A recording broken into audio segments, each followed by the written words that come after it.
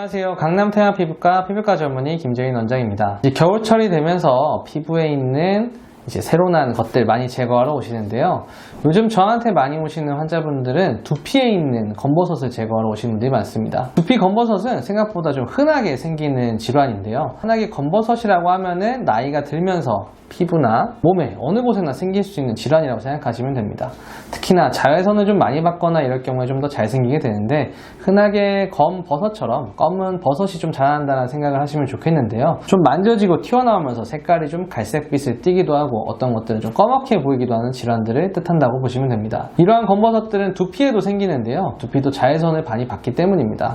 골프를 많이 치신다거나 등산 혹은 야외 활동을 많이 하시는 분들은 얼굴뿐만 아니라 이런 데도 검버섯이 생긴다는 점을 꼭 알고 계시면 좋을 것 같습니다. 이러한 검버섯들은 처음에는 인지를 하지 못하다가 샴푸를 하시거나 아니면 두피를 만졌을 때 뭐가 걸리는 게 있다, 자꾸 이게 간지럽고 신경이 쓰인다 라고 하면서 병원에 오시는 경우가 많습니다. 이러한 검버섯도 일반적인 얼굴에 있는 검버섯을 뗄 때처럼 치료 자체는 굉장히 간단합니다. 대신에 문제는 이제 머리카락이 좀 탈 수 있다는 거에 대해서 생각을 하셔야 된다는 건데요. 우리가 이런 검버섯을 제거할 때 CO2 레이저를 사용하게 되는데, 전 빼보신 분은 아시겠지만 이게 살을 태우는, 피부에 있는 것들을 태우는 작용을 하게 됩니다. 이렇게 태우는 작용을 하기 때문에 그 위에 두피 검버섯 같은 경우는 머리카락이 있게 되는데, 이 머리카락도 같이 태워질 수가 있다는 거에 대해서 생각을 하시면 좋을 것 같습니다. 두피 검버섯을 갖고 계신 분들은 굉장히 사이즈가 다양한데, 조그만 분들의 경우에는 머리가 태우면서 생기는 땜빵 같은 것들이 많이 티가 나지 않지만, 좀 크게 갖고 계신 분들은 좀 티가 날 수 있다는 걸 인지를 하시면 좋을 것 같고요.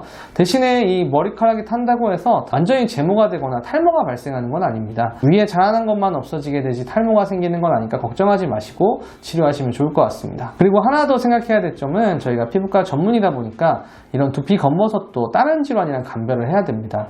여러분들이 무서워하시는 암이 바로 그런 거가 되겠는데요.